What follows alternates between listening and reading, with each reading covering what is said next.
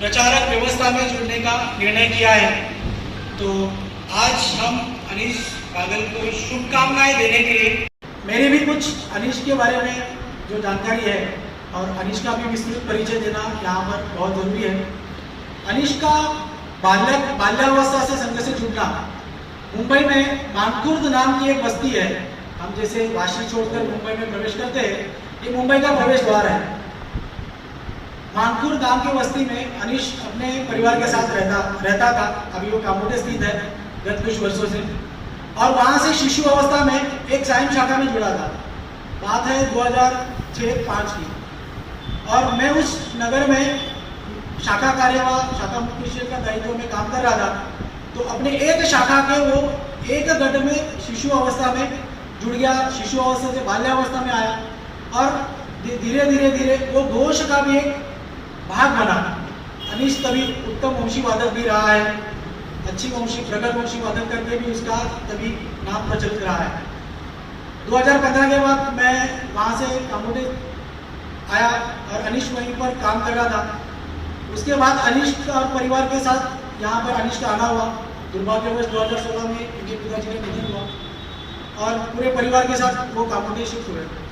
पिछले 3 साल से परिवार का संगोपन करते हुए व्यवसाय खड़ा किया पूरा मित्रों के साथ, और पूर्ण व्यवसाय अच्छी सुस्थिति में आने के बाद फिर एक भावना मन में थी कि संघ के लिए हमें कुछ काम करना है, जो काफ़ी सालों से उनके मन में रही है। और समय समय पर वो अपने शिक्षक, उनके जो मुख्य शिक्षक कार्यवाह थे, उनके साथ वो साझा करते थे। राष्ट्रीय स्वयंसेवक संघ ये 1925 में स्थापन हुआ, और सिर्फ हिंदू संगठन करने के लिए संघ की स्थापना हुई। हिंदू संगठन करने के लिए पहले सिर्फ हट्टे कट्टे लोग थे, वही शाखा में आते थे। कानून संघ में बहुत सारे बदलाव हुए। संघ की प्रार्थना से लेके गणवेश से लेके आज संघ एक पूरे दुनिया में, हिंदुस्तान में एक सबसे बड़ी स्वयंसेवक संस्था है। राष्ट्रीय स्वयंसेवक संघ कामोटे में संघ की एक शाखा लगती है, इसका नाम पंडित दीनदयाल उपाध्याय शाखा है, जो रोज सुबह 6:30 बजे शशांक के सामने लगती है। इस तरह से तरुण व्यवसायिकों की 3-4 साप्ताहिक मिलन चलते हैं कामोटे में। ये सब क्या है, कैसा क्या है, बहुत सारे लोगों को प्रश्न होगा कि ये करते क्या है। तो उस पहल की महारानी या उस प्रजा उनके ऑक्शन के रूप से उनको शुभेच्छा ये देती है। तो मैं मातृशक्ति का अनुरोध करता हूँ कि अनीश को तिलक लगाकर उनका औक्षण करें। इसके बाद सांघिक गीत होगा, तो सभी लोग सामूहिक रीति सांघिक गीत का पठन करें।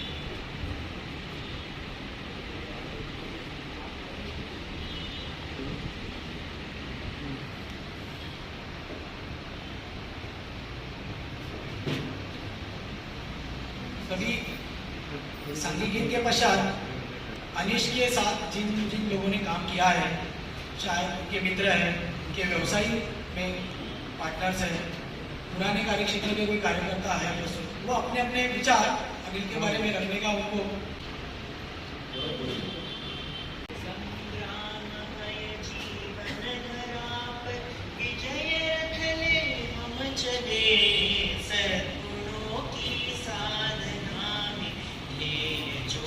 कि वहाँ पर जाने के पश्चात जो डेली रूटीन के कपड़े होते हैं वो तो उनके पास होंगे, परंतु बाहर जाते वक्त, प्रवास करते वक्त जो आवश्यक कपड़े होते हैं, तो प्रचारक वेश ये हम सभी को पता है एक निर्धारित ही होता है। तो मैं अपने कौंते जी से अनुरोध करता हूँ कि अनीश को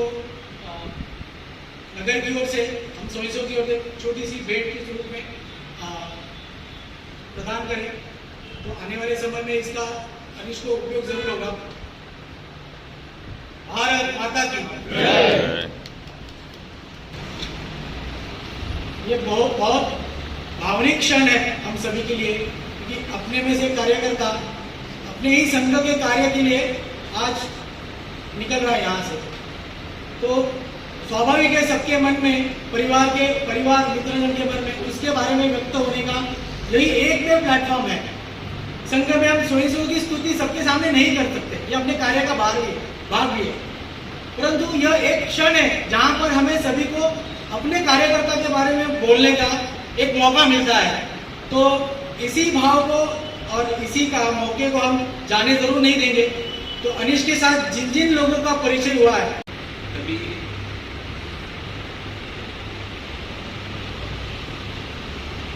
जब हमने स्टार्ट किया था मतलब बहुत सारे सभी को मेरा नमस्कार। मैं अक्षय सुरेश पाटिल तो बचपन से ही मतलब आर्टिस्ट जो है ना उसकी बातें और आरएसएस बचपन से वो आरएसएस में जाता था। तो तभी से मुझे समझ में आता था कि हाँ इसको आरएसएस से ज़्यादा ही लगा हुआ है और आरएसएस से थोड़ा ज़्यादा लगा हुआ है और सारी चीज़ें मुझे कहीं ना कहीं ये पता था कि आगे जाके वो आरएसएस के प्रचालक के पद से काम कर सकते हैं। तो बस थोड़ा सा गर्व महसूस हो रहा है कि ये अच्छा काम करे करके और आगे भी ऐसा ही काम करे, ये शुभकामनाएं उसको। धन्यवाद। मेरा नाम शौर्य विपिन पटेल है और मैं 5 साल से बाल स्वयं सेवक हूँ। एपीजे अब्दुल कलाम शाखा में जाता था, स्मशान भूमि के सामने। और कोविड के बाद मेरा काफ़ी मतलब हर एक कार्यक्रमों में जाना रहा है संघ के।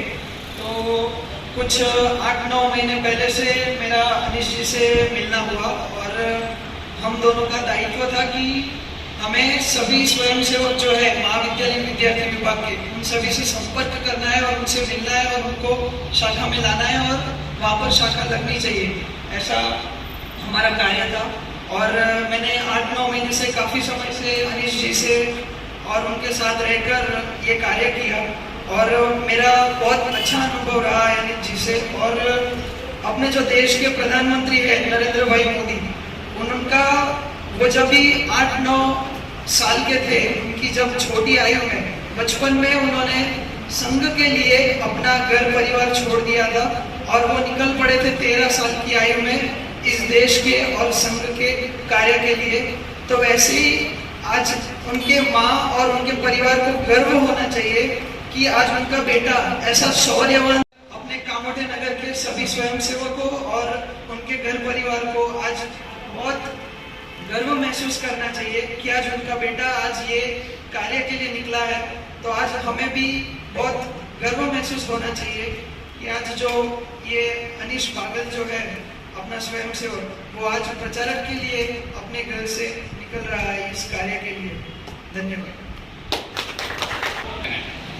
ज़्यादा मिलना तो नहीं हो पाया अनीश से, बट जितना भी हुआ बहुत अच्छा लगा मिलके और पता चला कि प्रचारक निकल रहे हैं, मन से अच्छा लगा। इसलिए जैसे बड़ा काम है काफ़ी डिफिकल्ट है, बट आगे की यात्रा के लिए उन्हें शुभकामनाएं। ना कुछ किसी ने बोला था, ना कुछ किसी ने संपर्क किया था। खेलते खेलते उसके बाद भौतिक वर्ग शुरू होते, उसके बाद समता होते, उसके बाद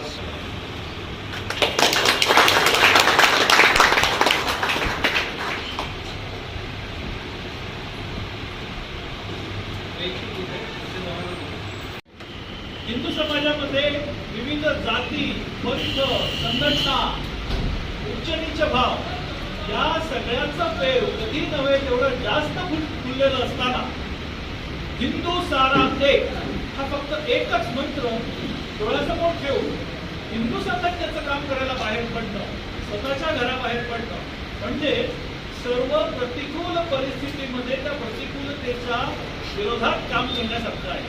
लक्षात घ्या,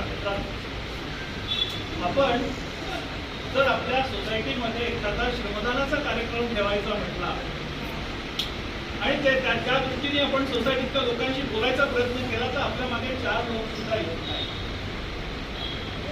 अशा पद्धतीच्या समाजामध्ये स्वतःचं सर्वस्व बाजूला ठेवून, स्वतः केलेला पराक्रम बाजूला ठेवून समाजाच्या हितासाठी, देशाच्या हितासाठी, धर्माच्या रक्षणासाठी ज्या वेळेला अनीश सारखे तरुण आपल्या तळहातावरती आपलं शीर घेऊन बाहेर पडतात, त्यावेळेला आपल्या सगळ्यांना, सगळ्यांच्या दृष्टीने हा एक दिलासा देणारा क्षण असतो की येस, अजूनही आमच्या देशामध्ये अशा पद्धतीचे तरुण जन्म घेत आहेत, अशा पद्धतीचा पराक्रम आमच्या देशामध्ये आज सुद्धा जिवंत आहे। आपल्या आजूबाजू जशी आपण समाजाची स्थिती बघितली तशी आपल्या देशावरची, हिंदू समाजावरची आक्रमणं काही कमी नाही आहेत.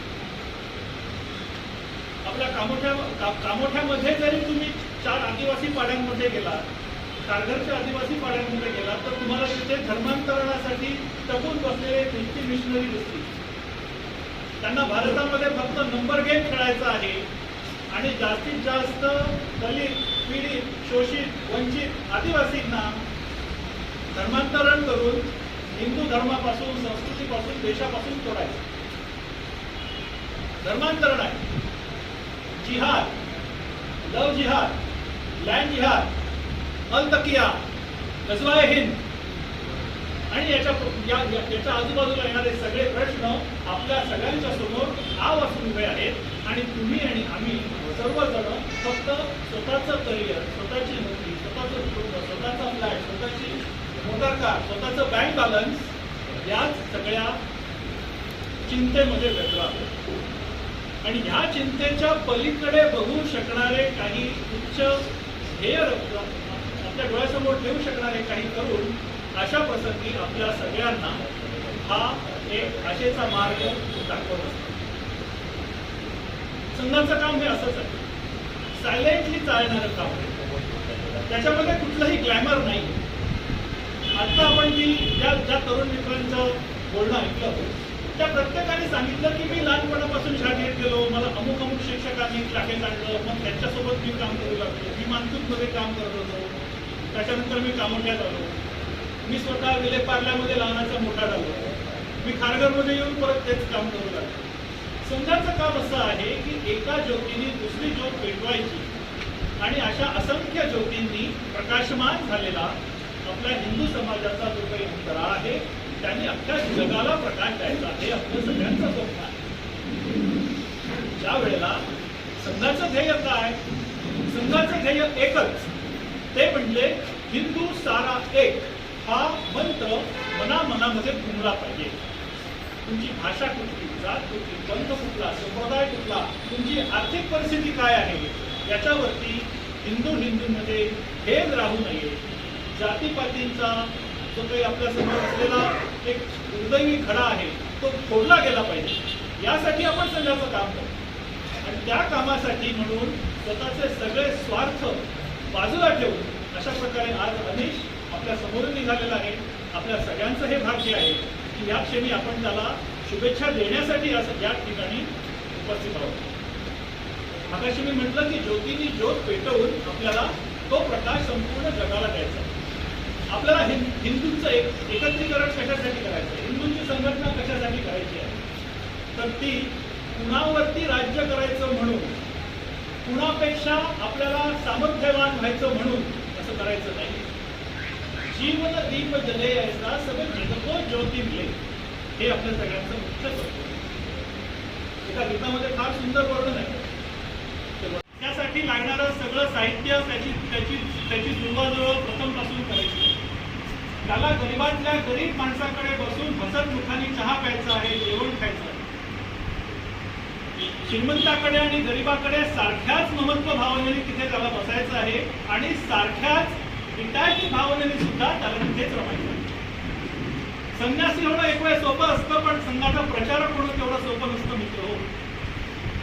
जो संन्यासी असतो तो भगवी वस्त्र परिधान करतो आणि जंगलात जाऊन बसतो. आपल्यासारखे गृहस्थी लोक जंगलात जाऊन त्याचं दर्शन घेतात आणि आपला आशीर्वाद आपण घेतो. प्रचारकाचं काम असं नाहीये. प्रचारकाला संन्यासी राहायचं आहे, पण त्याला परिवारांमध्ये फिरायचं आहे. या तरुण मुलांची मनं ही विकार सुलभ असून सुद्धा आजच्या संपूर्ण परिस्थितीमध्ये जर बघितलं तर त्याला संपूर्ण परिवारांमध्ये भरलेल्या घराघरांमध्ये राहायचं आहे. त्या ठिकाणी स्वतःच्या मनाची निरागसता टिकवायची आहे, स्वतःच्या मनामध्ये असलेली कार्याची आग टिकवायची आहे. आपला समाज अत्यंत कृतज्ञ समाज आहे. 4 गोष्टी तुम्ही जर लोकांसाठी चांगल्या केल्या तर तुम्हाला चांगलं म्हणून म्हणणारे लोक आपल्या समाजात नाहीत. असं असून सुद्धा या सर्व प्रतिकूल परिस्थितीच्या विरोधात काम करून ती परिस्थिती बदलण्याची खमक ज्याच्या अंगात असते तोच माणूस स्वतःच्या आयुष्यामध्ये काही करून दाखवू शकतो. हे काम करायला आज आम्ही प्रयत्न करतो. अत्यंत महत्त्वाचं, अत्यंत कठीण काम. स्वतः पराक्रम करून दाखवलेला असताना तो पराक्रम बाजूला ठेवायचा, स्वतःचा अहंभाव बाजूला ठेवायचा आणि एका उदात्त ध्येयासाठी मार्गक्रमणा करायची. हे काम होतं. एखाद्याला काहीच जमत नाही, अभ्यासही जमत नाही, कोणी नोकरीवरती ठेवत नाही, व्यवसायामध्ये घाटा करून ठेवला आहे, अशा माणसाने आता मी समाजसेवा करतो म्हणून बाहेर पडणं वेगळं, आणि ज्यांनी स्वतःला सिद्ध करून दाखवलेलं आहे, ज्यांनी आपल्यासोबत अनेक 40-50 लोकांच्या घरची चूल रोज पेटत राहील अशी तजवीज जो माणूस करू शकतो, त्यांनी या प्रकारे राष्ट्रकार्यासाठी, धर्मकार्यासाठी, देशकार्यासाठी, समाजकार्यासाठी बाहेर पडणं याला फार मोठा अर्थ आहे. आज आपण सगळ्यांनी या ठिकाणी एकत्र येऊन अनिशला शुभेच्छा देण्याचा जो कार्यक्रम केला, तो अनिशसाठी तेवढा फायदेशीर आहे की नाही मला माहिती नाही, तो आपल्या सगळ्यांसाठी मात्र अतिशय फायदेशीर आहे. आपल्या सगळ्यांना हे समजण्याची ही एक फार मोठी संधी आहे की येस, आज सुद्धा आजच्या घडीला सुद्धा अशा प्रकारचे स्वयंसेवक, अशा प्रकारचे कार्यकर्ते, अशा प्रकारचे तरुण आमच्या हिंदू समाजामध्ये जन्मत आहेत.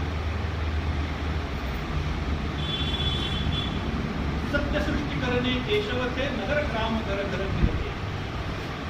सध्याचे संस्थापक डॉक्टर केशव बेराव हेडगेवारांचा संदर्भ आहे. डॉक्टर हेडगेवार असेच एकटे निघाले, त्यांना हिंदू सारा एक हे वाक्य खरं करून दाखवायचं होतं. ते निघाले तेव्हा एकटे होते. आज आपण या ठिकाणी ज्या पद्धतीने प्रचारकाला निरोप समारंभ करतो आहे, तशा पद्धतीचे हजारो निरोप समारंभाचे कार्यक्रम आज देशभरात होत असतात.